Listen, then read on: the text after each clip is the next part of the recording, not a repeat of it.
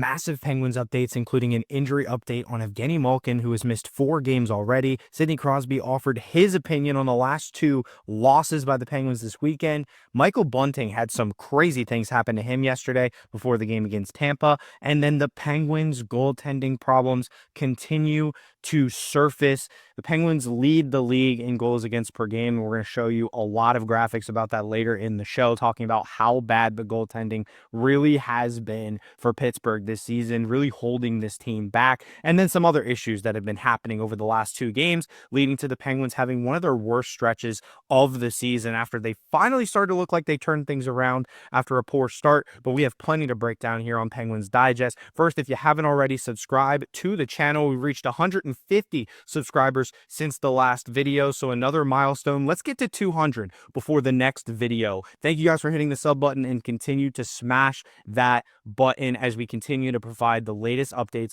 on the Pittsburgh Penguins. Today's video will focus on injuries and then obviously a reaction, a reflection on the last 2 games in particular. They have not been very pretty, and we'll get Sid's take on that, Sullivan's take on that, and a lot more over the course of this episode of Penguins Digest. Let's jump right into the action, though. Massive injury updates on some key players. The first player, which I hinted at in the open, Evgeni Malkin, a guy that was placed on injured reserve leading into the game against the Tampa Bay Lightning. He was listed as a day-to-day injury for an upper body injury, and he had missed 4 games. That was his 4th game missed against Tampa Bay, but he has been practicing with the team. The Penguins have a scheduled day off today, January 13th, and then they'll be back on the ice tomorrow against the Seattle Kraken at home, and that'll be their last home game for a while. So hopefully Evgeni Malkin will be returning to the lineup soon. We're going to dive into that first and talk about why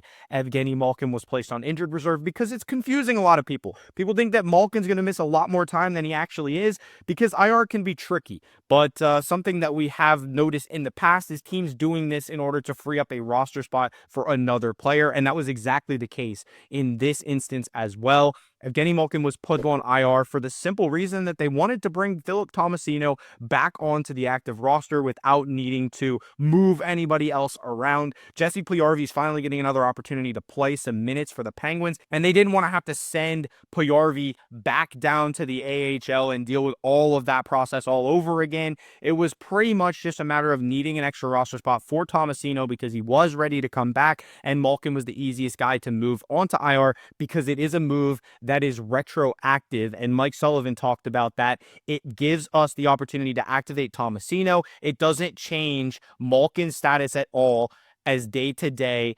It's the retroactive IR move that we see in today's NHL, and it's in sports in general, really. It happens in baseball as well.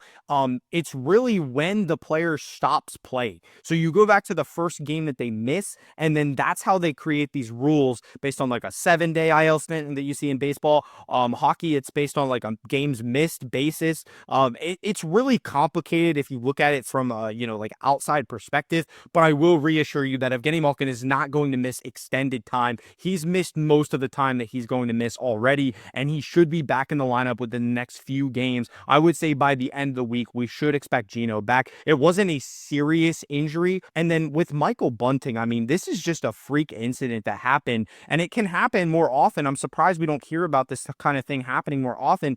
He actually got involved in a car accident after the incident was revealed to the public, after the game was about to begin, and we're wondering, where's Michael Bunting? Well, he's just given a day off because we don't want him playing in a game right after he's in a car accident. It can be very scary. It is a precautionary thing with Bunty, and he is okay. So whether or not he'll be in the game tomorrow night, back in the lineup, I'm not 100% sure on that. We'll give you an update again tomorrow about that. But what we do know right now is that Michael Bunting was involved in a car accident, and he is okay. And then Evgeni Malkin moving to the IR as more of a precautionary thing for the Pens. So those are really the 2 injury updates at this point in time. Malkin being placed on IR as more of a precautionary thing just to get a player moved back into the lineup. That's Tomasino, without making any super huge roster moves. And then Bunting obviously is okay after the car accident. So we're just waiting to hear more updates on both of them. But again, day off today for the Penguins. So both of those guys get to rest up, and then hopefully we see them back on the ice soon. That's all we have as of now for an injury update, but we'll continue to keep you in the loop as we get more information here on Penguins Digest. The next topic we're going to cover today is reflecting on the 2-loss weekend. The Penguins had a weekend that you would like to forget. It was a miserable stretch of 2 games, and this has been a miserable stretch really since 2025 began. The Penguins have been pretty abysmal, and there have been a lot of reasons for that.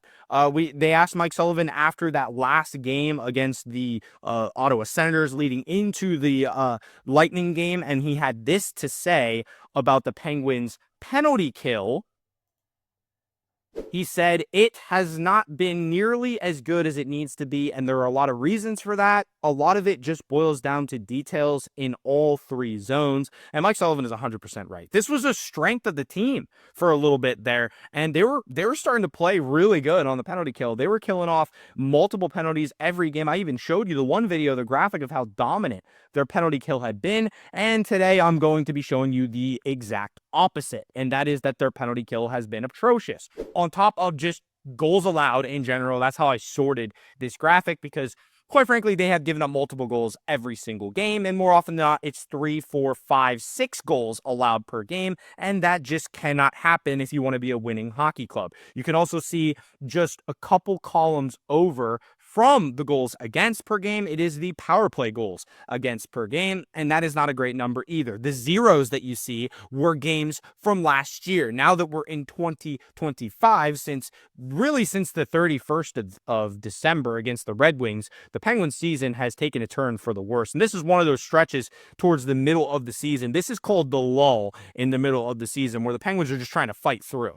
This is probably going to be one of their hardest stretches of hockey. You're getting into the routine of the season, you're getting into a rhythm, and then you start seeing these mistakes arise. And penalty kill is just really sloppy right now. They haven't been as sharp as they were over the stretch right before this stretch of games, and the goaltending has been very spotty as well. And that is something that seriously needs to be addressed, whether it's by Mike Sullivan or Kyle Dubas. I don't know what Sullivan can do other than, make a comment about how neither of these guys have been reliable at this point, maybe inject some life into the team, just make them play better, tell them they're playing for their jobs, or some way of motivating them. And then from a Dubas standpoint, he could either bring in a new goalie, or we could make some roster moves. And that's been something that's proposed as well. We're going to do a prospect outlook in the next video tomorrow. So we'll talk about Joel Blomqvist and the other goalie in the AHL that I will talk all about in the next video that has been fantastic this year. So we have some Penguins updates from the minor leagues from Wilkes-Barre, just to try to give you guys an idea of what's going on in the farm system. That is in the next video.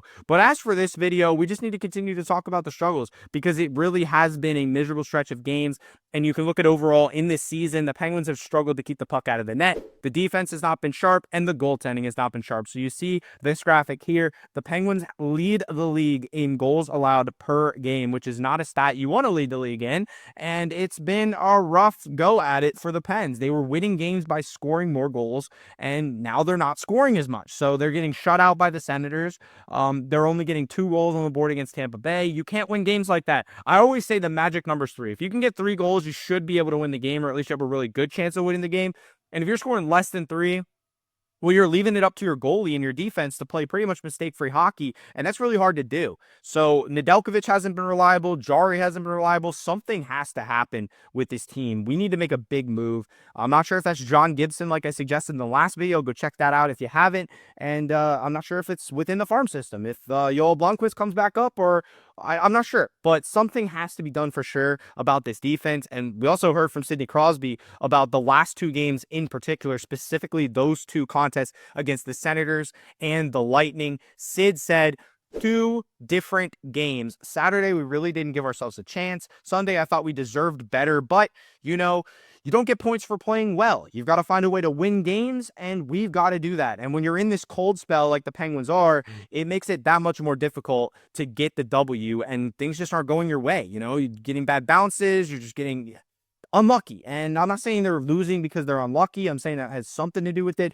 but really they're just not playing good enough. I mean, they don't look like that determined Penguins team that we saw when they started to turn the season around. This is a different team right now, and not a good version of this team. We're trending for all of the wrong reasons right now.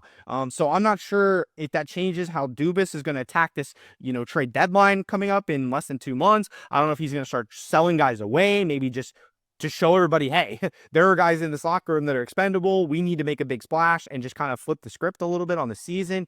I don't know. I don't know what to expect. But as things happen, we will continue to keep you guys updated on Penguins Digest. I can make some predictions, but I mean, they would be really out there, I would say. And then John Gibson's one of them. I feel like he would be a good solution to the Penguins goaltending problem, but that doesn't fix the penalty kill. And that bad turnover by Noel Acciari yesterday, that's really unlike him. I've seen good things from Acciari all season. I saw him getting roasted pretty good by the Penguins fans yesterday after the game. And I mean, yeah, he's one of the reasons they lost the game, but he's also, before this cold stretch on the penalty kill, he was one of the better penalty killers on the team, known for this defensive guy, guy that Dubas brought in to really help our bottom six and then be that penalty killer. He just hasn't been as good lately, and he's one of the main culprits, I would say, for the Pens. And then obviously Cody Glass has received a lot of hate lately as well. I personally really like Cody Glass. I still trust him to be a solid player for the team and to help the team win, but he just has had a bad stretch, and it just goes with the times right now. The Penguins are trending down, and a lot of key players are trending down as well. And you would think the only key players on this team are the big name superstars like Crosby, Raquel, Rust, but reality is those are the role players as well. If the role players aren't doing their job, it affects the team very poorly. And we can blame the goaltenders all we want, but there's a lot of other reasons that this team is struggling right now. And we're going to talk about it here on this channel. So thank you guys for watching this episode of Penguins Digest. A little bit quicker video today. Just trying to give some injury updates here on an off day and let you guys know where the team stands right now. We got some prospect updates coming up in the next video. Talk about who could be called up. Rocker McGroarty, Blomqvist get another shot. I'll tell you all about it in the next edition of Penguins Digest, but stay tuned and subscribe to the channel if you want the latest content, and we'll continue to provide that on a daily basis, covering your Pittsburgh Penguins. Let's go Pens. It's been a rough stretch. We're going to turn it around tomorrow against the Seattle Kraken. I have confidence in that. Thank you guys for watching, and we'll see you on the next episode of Penguins Digest.